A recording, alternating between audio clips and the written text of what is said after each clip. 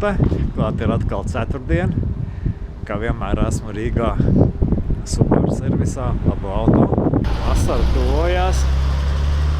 Iepriekšējais video par XV deva labas atskaņas. Cilvēki tomēr izrādās grib jaunas mašīnas vai salabot mašīnas pirms vasaras. Un šī tēma šodien varētu būt turpinājums iesāktajā. Jautājums ir par to, ka gan jau ir kaut kādas mašīnas uz vietas, kaut kādas jūs meklējat paši tirgos. Šodien Ēnārs ir gatavs pastāstīt, kam vairāk pievērst uzmanību, izvēloties Subaru automašīnu. Varbūt arī citu modeli. No. Ēnār! Daudzi zina šo te emblēmu. Daudzi arī saprot, ka tās mašīnas ir pilnpiedziņas un grib arī tādas sev. Tieši tāpat kā es, pilsētnieks laukos. Čau! Čau! Ir mašīnas, kuras tu piedāvā, ir mašīnas, kuras tirgus piedāvā. Kā nopirkt mašīnu un neiebraukt auzās? Mans personīgi ieteikums vienmēr izvērtēt, pērkot mašīnu, nezinu, tādu vecāku mašīnu vai nedaudz jaunāku vai vēl jaunāku mašīnu, izvērtēt pirmkārt savu rocību, kas tad sanāk finansiāli.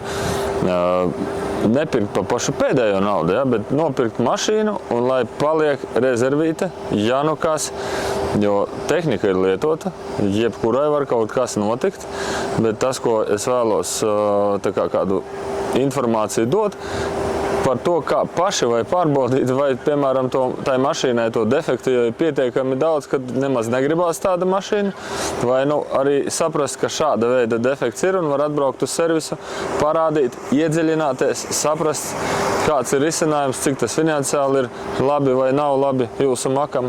Tādas lietas mēs varētu ieteikt.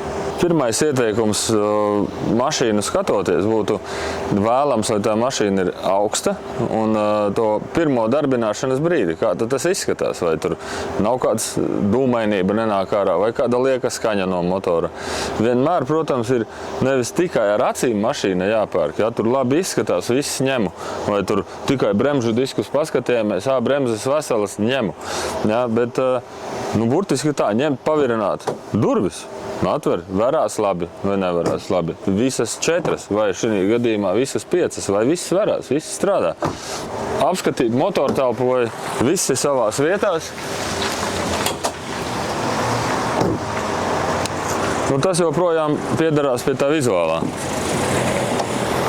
Ķipa vai motors ir?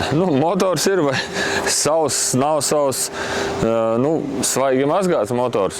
Arī varbūt jāskatās, vai nav vērts atvest uz servisu, padarbināt, paskatīties, vai kāda eļļas noplūde nerodās pēc, piemēram, 10 minūšu darbināšanas. Tā ir tā vērība, kur ir nepieciešama iegādājoties mašīnu. Tu man aicini mašīnā? Tu kaut ko man rādīs iekšpusē? Jā, es gribu arī apstāstīt, kad salonā varu parādīt, ka pārbaudīt visas elektroierīces. Jā, tas visas podziņas, kur ir, paskatīties, kā viņas strādā, paskatīties, ko dara tā funkcija. Tā ir sēdekļa apsilde vai sēdekļa apsilde strādā. Kondicionieris, piemēram, pagriezt temperatūru viszemāko vai kondicionieris pietiekami vēsu gaisu pūš ārā vai nav nepieciešami papildus uzpildi vai varbūt vispār nav uzpildīts. Nākamās lietas jau mēs varētu gaitā pārbaudīt un es varētu apstāstīt, kā Subaru, piemēram, pārbaudīt pilnpiedziņu ātri. Paklausīties frekvences. Yes. Tā, mēs esam gatavi startam. Jā. Darbināsim. Mēģināsim braukt. Svarīga lieta Subaru automašīnām, kāpēc viņas arī izvēlās pilna piedziņa, pareizi? Jā. Lūk, tad to var izdarīt tā, ka no plača izbrauca to mašīnu. Izbrauksim kādā vietā, kur mēs mazāk traucēsim citiem dalībniekiem. Parādīšu mazu knifu, kā var pārbaudīt, vai ar pilnpiedziņu viss ir kārtībā. Vai vispār pilnpiedziņu nostrādā, ir ļoti labi pārbaudīt ziemā, bet vasarā arī var pārbaudīt. Protams, grants ceļš, uzbrauc, uzbraucam uz grants ceļa, vai uz kāda netīrāka asfalta. Mēs uz tankadromu braucam. Uz tankadromu, jā. tad vienkārši apstājoties un burtiski dodot grīdā. Un paskatīties, vai tikai priekšējie riteņi nespolē. Tas nozīmē, ka pilnpiedziņa nesaslēdzās un jūsu iegādātais auto, nebūs viņu viss kārtībā. Un tad mēs atgriezīsimies atpakaļ uz labāka ceļa.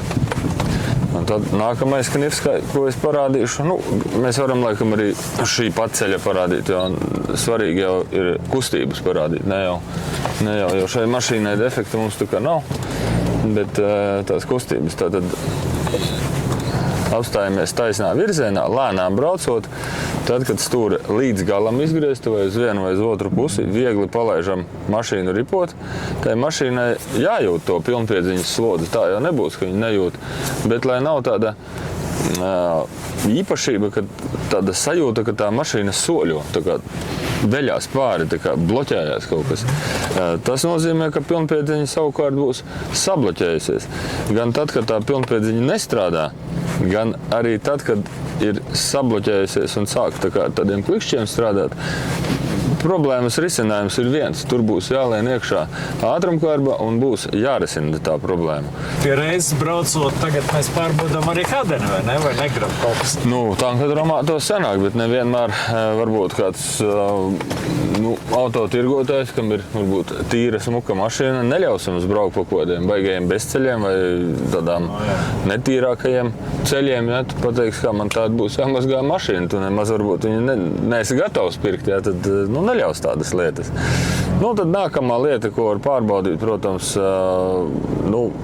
tas ir bremzes. Ja, paskatīties, kā mašīna bremzējās, vai nevibrē nekas. Pie izgrieztas stūres sākot braukt, var pārbaudīt arī puses. Ja, izgriežot līdz galam, dodot virsū, krakšķi, nekrakšķi, uz vienu, uz otru pusi, labo, kreiso, paskatās, kā tas darbojās. Ja nekādu lieku skaņu nav, tad visticamāk tik tālu esam tikuši, ka viss ir labi. Tad nākamais būtu pabraukšana ātrākā ātrumā, jo pilsētā, protams, var izbraukt līdz 50 km/h, bet dažkārt ir kaut kādas skaņas vai kādi defekti parādās tikai 80, 90, 100 km/h. Tagad ļoti ieteicams izbraukt uz šosejas to braucienu, izprasīt garāk. Un, ja braucot dzird kaut kādu rūkoņu, tad tās var būt tikpat labi riepas, varbūt kāds gultnis. Ja vibrē bremzējot, tad tie būs diski.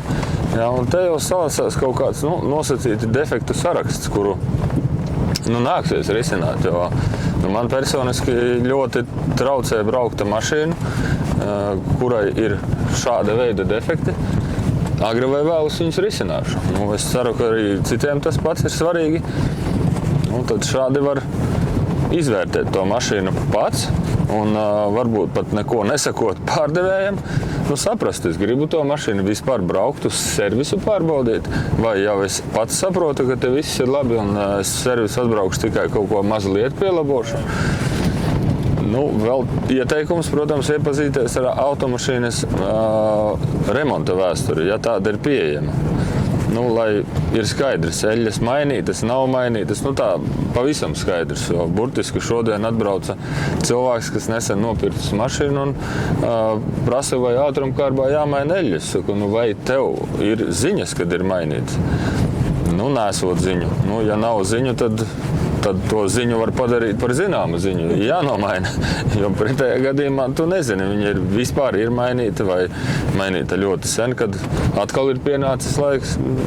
Tā kā šie te ir tie visi izdevumi, kurus sagaida mašīnas lietotāji, pērkot lietotu mašīnu. Ātri izbraucām, ātri kaut ko sapratām vai nesapratām. Ja mazliet emocija noplūkst, tad var vēl skatīties vēl pragmatiskāk uz to visu. Tad ieteikums, protams, apskatīties visu šīs te virsbūves savienojuma vietas vai kāda rūsa nav manāma.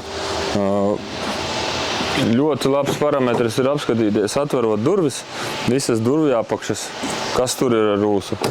Rūsa krājās arī šeit sliekšņu galos, šeit var iefilmēt to vietu. Tā kā rūsa, kur šitie ir tās pirmās vietas, kur viņa sāk līst ārā. Durvju apakšas, šīs te arku daļas. Nu, ja nav slinkums, var paklāt kādu avīzi un ielīst mašīnai no apakšas paskatīties. Jo... Ar telefonu arī, ka iebāzt. Jā, ir daudz dažādi veidi, bet tā būs tāda virspusēja apskata. Sapratīsiet, jebkura mašīna, pieņemsim šāda vecuma, braukta Latvijā, noteikti rūsa kaut kāda būs virsū. Ir virspusēja rūsa, kuru var notīrīt, apstrādāt, un tā mašīna brauks, un ir jau tāda diezgan sarūsējusi. Tad to var mēģināt izvērtēt rūsas slāni, bet, protams, kad ieteikums atbraukt profesionāli izvērtēt servisā to mašīnu, tad, kad viņa jau ir, saredzējāt visus mīnusus, viņa pagaidām apmierina, braucam uz servisu, pārbaudīsim dziļāk, un tā dziļāka pārbaude parādīs daudz vairāk. Gan mašīnas veselību dzinējam, ātrumkārbai, eļļu visi līmeņi, arī virsbūvi no apakšas, un tās vājākās vietas mēs varam iztaustīt un pateikt, šeit būs jāmetina, vai būs jāmetina varbūt pēc kāda pusgada, gada, vai varbūt ātrāk vai vēlāk, bet mums ir pieredze uz to, kā tās auto arī ar laiku rūsē pie mums. Vēl jau ir bieži vien jautājums cilvēkiem, ko tad darīt tad, kad ir tirgū parādījusies kaut kāda mašīna, kura ir vienkārši cena lec ārā no visām, ka to vajadzētu noteikti ņemt un braukt. Tas, kas ir jāpatur prātā, kad mašīnu, ko tirgo lēti, ir kāds iemesls. Ja? Vai tā ir vienkārši nepieciešama ātra realizācija un tik pie finansējuma vecajam īpašniekam, vai varbūt ir kāda vaina, vai dažkārt ir tā, ka kaut kādu mašīnu apskatījušies daudz cilvēku vienkārši nepērk un nepērk. Ja? Tad ieliek vienkārši tiešām kaut kādu superīgu cenu, un tad brauc cilvēki un skatās un ņem. Tas, kas jāpaturprātā, ir iespējamie kaut kādi remonti, kas varētu būt lielāki nekā jūs plānojat. To vajadzētu paturēt prātā.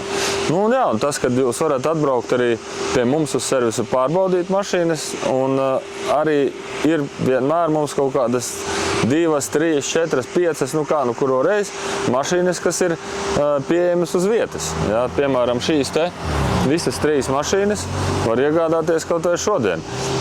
Mēs esam viņas pārbaudījuši, var braukt gan uz tankadromu, gan braukt pa šoseju, gan uz apskati, kaut vai uz citu servisu, ja vēlās, ir kāds uzticamāks meistars.